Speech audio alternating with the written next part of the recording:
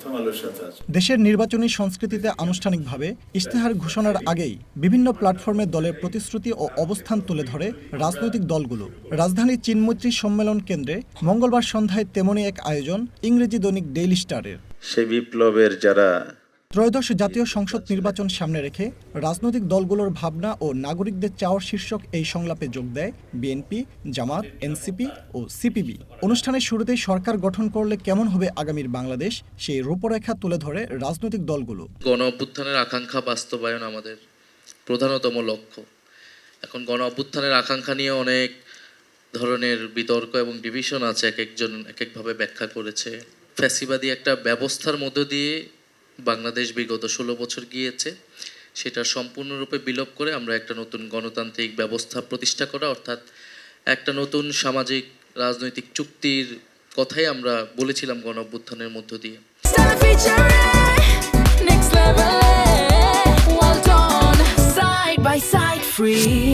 আমাদের দলের পক্ষ থেকে যে ভিশন আমরা ভাবছি, আগামী নির্বাচন, আগামী বাংলাদেশ, নতুন বাংলাদেশ, একটি ইনসাফের বাংলাদেশ, একটি মানবিক সমাজ প্রতিষ্ঠার বাংলাদেশ আমরা করতে চাই। একটি আত্মমর্যাদাশীল জাতি হিসেবে প্রতিষ্ঠা হওয়ার জন্যেই আমরা যে বাংলাদেশ চাই, অর্থনৈতিক মুক্তি, সুশাসন, গণতন্ত্র প্রতিষ্ঠা, এই বিষয় নিয়ে আমরা কাজ করতে চাই। দেশের সাম্প্রতিক রাজনৈতিক ঘটনাগুলোর পেছনে নির্বাচন বিলম্বিত করার উদ্দেশ্য থাকতে পারে বলে শঙ্কা প্রকাশ করে বিএনপি ও সিপিবি। বিরাট একটা তাণ্ডব চালানো হলো অহেতুক, সেইটা খুবই রাজনৈতিক উদ্দেশ্য প্রণোদিত বলে আমি মনে করি।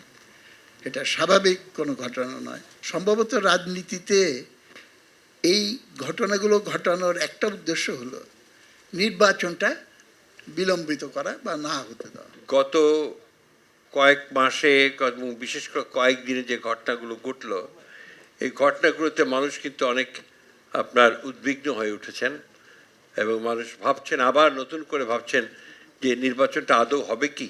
অভ্যুত্থান পরবর্তী সময়ে গঠিত দল এনসিপি বরাবরই অভিযোগ করছে আওয়ামী লীগের ভোট টানার প্রতিযোগিতায় বিএনপি ও জামাত। তবে সংলাপে আবারও এমন অভিযোগ উঠলে সেটি নাকচ করে দল দুটি। আওয়ামী লীগের ভোট নেওয়ার জন্য কিন্তু রীতিমতো বিএনপি এবং জামাত কম্পিটিশন করছে, ভোট নেওয়ার জন্য এবং এখন এই যে ভোটটা নিবে তার তো কিছু সিম্পটম দেখাতে হবে। তখন তাকে বলা হচ্ছে মামলা উইথড্র করে দিব। যে আমরা ফ্যাসিস্টদের কে বিরুদ্ধে লড়াই করেছি সবচেয়ে আমরা বেশি, কিন্তু সেই ক্ষেত্রে আমরা কোনো ফ্যাসিস্টকে নিয়ে কাজ করব অতটা ব্যাংক্রাপসি এখন আমাদের আসেনি। এটা তো প্রশ্নই ওঠে না। এত রক্ত, এত জীবন দেওয়ার পর আবার ফ্যাসিস্টদের সাথে কাজ করা, এটা কোন ধরনের মানসিকতা, প্রশ্নই ওঠে না। সেজন্য এই ধরনের কোনো রাজনৈতিক দলের আমি বলতে পারবো না। আমার দলের ক্ষেত্রে আমরা নিশ্চিত করতে পারি, আমাদের অবসরও যদি কিছু হয়ে থাকে অবশ্যই আমরা ব্যবস্থা নেব। গণমাধ্যম সংস্কার কমিশনের সুপারিশ যাচাই বাছাই করে বাস্তবায়নের প্রতিশ্রুতি দেয় সংলাপে অংশ নেওয়া দলগুলো। আমরা বিগত দিনের যে ব্যর্থতার গ্লানি টেনে আনতেছি। ফজলে রাব্বি, সৌরভ, ওয়ান নিউজ, ঢাকা।